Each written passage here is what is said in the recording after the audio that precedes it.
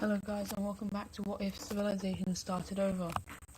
And in the last episode we had the new countries being formed in all of the colonized continents, so all of these ones over here and actually a couple down here. And the world map looks a lot more fun, and there's going to be lots of different opportunities in Africa. However, we're actually going to start over here in Australia, where it is fully explored, and there is a treaty made by all the countries about who gets how much land. So the least amount of land, or like the least amount gained, is given over to the light blue team, as they already had quite a large amount. We then have the pink team going decently far into the territory, as well as the green team taking the rest. Now this area here is then properly, like a proper peace deal is worked out, where this panhandle is basically just going over to the Chinese team, and that is the complete filling in of Australia. However, before leaving here, the lime green, this very light green team has actually basically broken apart, and a lot of different new countries are being formed, such as their Australian colony, which now becomes its own thing with their capital up here. And then this island right here actually decides to join the red team, while this island right here and this one over here decides to join the Filipino country, while the New Guinea area here, there is one country formed over here which takes all of these islands as well, and these islands are actually all discovered as well, and one large Pacific country is formed, which is this Cyan team, with their capital being on this island right here. Now back to these guys. The rest of this island decides to break away,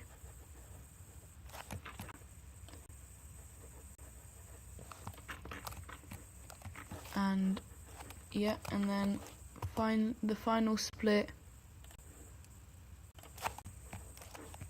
is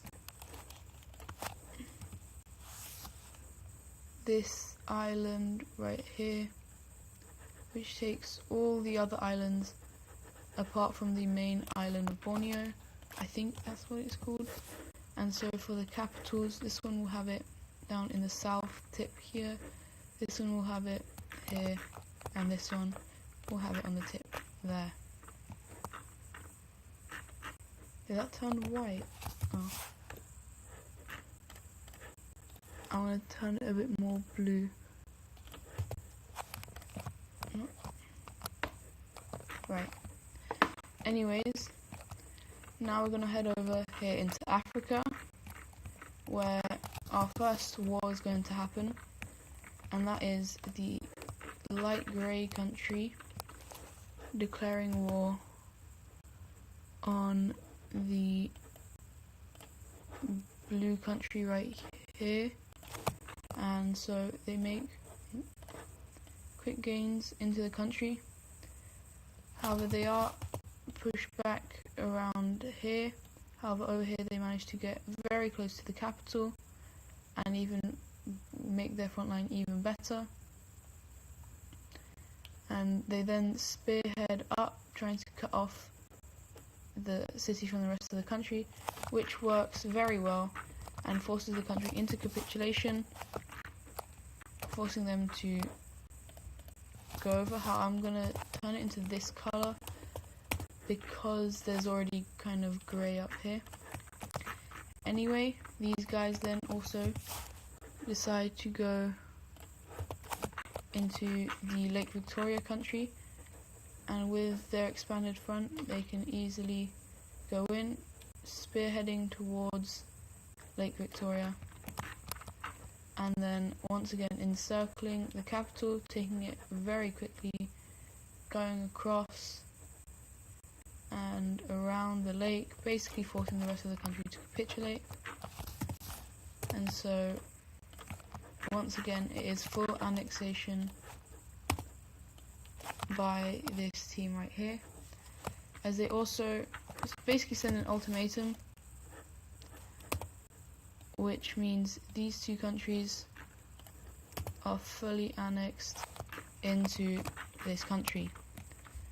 And so that's going to be it for their expanding.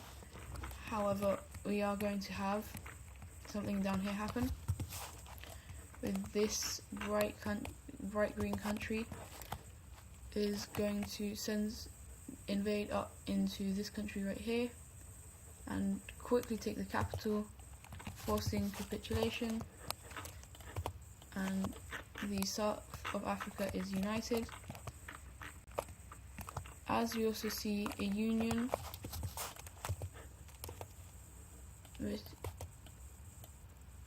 between these three countries, becoming the dark blue team, and so the south of Africa is now completely, or for today, is the war is done.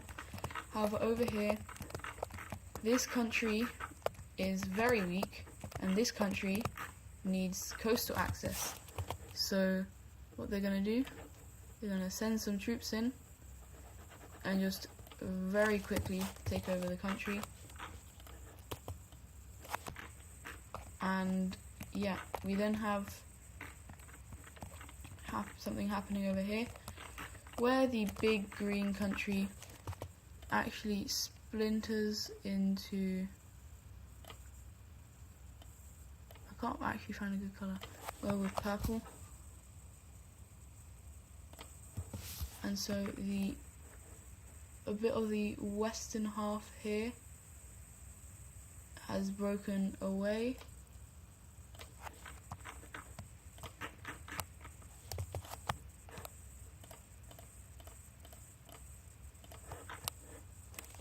Alright, so they managed to break away and their capital is right there. And the border looks something like that. And then in the center of Africa, we have this dark green, or this cyan team, moving quickly into this country here, taking its capital, and once again forcing another country into capitulation. With this, they also then decide to invade up into this country, as they move in very, very swiftly, coming in and taking the capital, forcing it into capitulation. And so the peace treaty, full annexation. However, once again, they then declare war on this country here. With their new acquired lands, managed to take the capital, fully capitulating it, and once again making it, or forcing a bunch of these countries into capitulation, and once again having a bit of a larger country on the continent. And I think I didn't do the capital. Oh well, we'll get to it when it happens. Now over here, the pirate country is looking to expand. However, they managed to actually do something else. They managed to take a bit of land from the red team, and it's mainly because the people here want to join the pirate country, and so the red team sees this and they're like, yo, stop. So they quickly invade into the pirate country. However, the guerrilla warfare by the pirate country is so horrible and difficult to defend against. They even make a landing on the Arabian Peninsula, and a couple of landings of pirate ships all across the coast here that eventually unite into one front. And so the red team sees this and is like, okay, never mind. However, not before these guys manage to go on a full-on conquest, taking this entire thing right here. And so the peace treaty, they get this. However, the rest is going back to the red team. Now that's not the end, as they didn't really want to invade these guys, but the provinces just broke away. And so who they do want to invade is this green country. And so once again, the tactics by this country are basically just throwing people onto the front lines. However, surprisingly, it works very well, as they are able to take the capital city very quickly.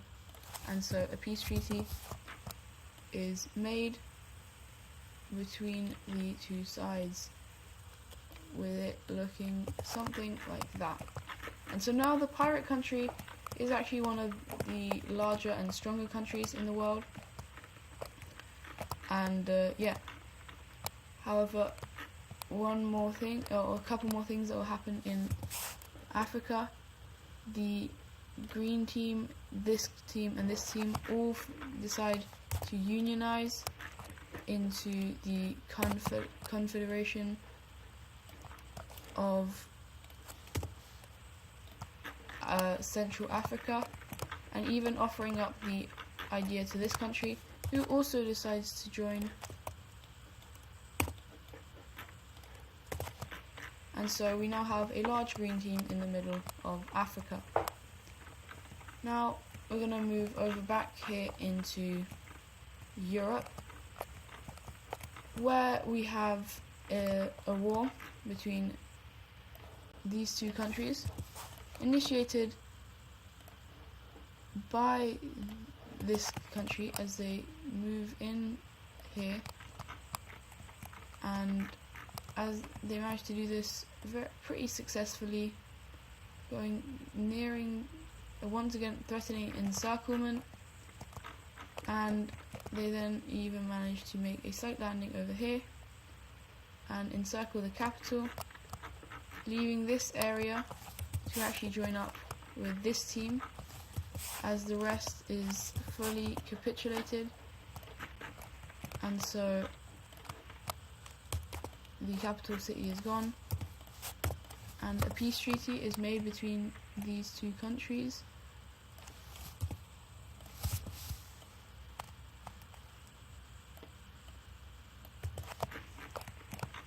And so the peace treaty looks something like this. And the red team here is getting a bit scared, because these guys seem to be very expansionist. And would you know it, they got in to the Crimson team. However, the Crimson team is actually very strong, so they managed to push them out and even make their own counter-offensive into the country, managing to take their Atlantic coast and slowly making their way towards the capital. But they do the purple team does the smart thing and decides to surrender. However, they are forced to give up quite a lot of land, and so it looks something like this. And so the Crimson team now grows bigger.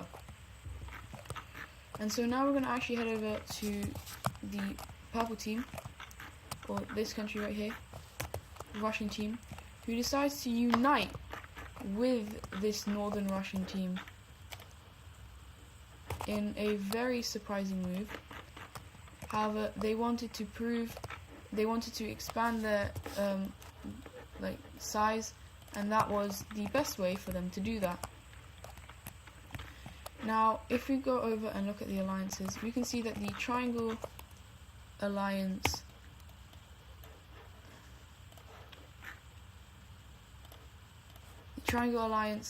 now only has 3 members.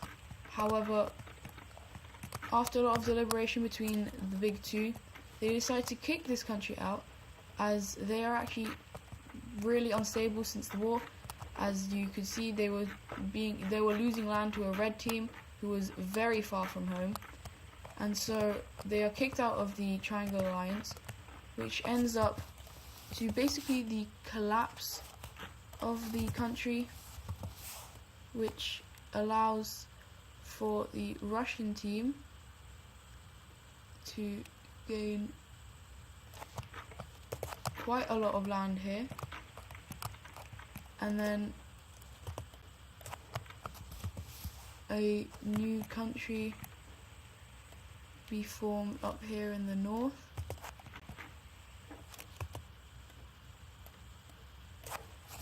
A new yellow country being formed about here.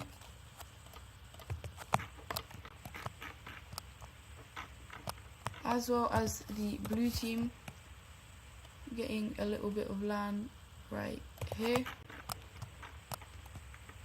which forces, and then the old, basically the old areas, I guess, revolt up against the government. And so this isn't actually the former government, this is a new government, and the former government is actually is here, and so their capitals are going to be placed like this, and so we now have a much smaller Triangle Alliance. However, that is not to worry, as they do manage to get someone onto their side. However, it's not really the strongest of nations, as it is this team right here. That's some capital cities there. Is this team right here. And so they do add a new member, however obviously it is not the strongest of members. And we do actually have the Triangle Alliance do one final thing in this video. The Norwegian team rapidly takes land from here, as well as taking the capital,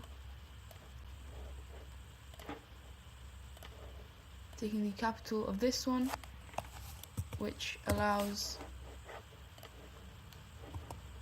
the main Russian country to also come in and take the rest of the land that is here, but not actually before the yellow team is able to basically take all the land that is left of this country. And the peace treaty is very simple. The green team annexes this bit entirely, with the yellow team expanding quite a big amount, and the Russian team getting the rest of this area. And so capital cities are gone, and that will be it for today's video. And yeah, hope you guys have enjoyed, and I'll see you in the next one, where we'll probably be looking more at America. Goodbye.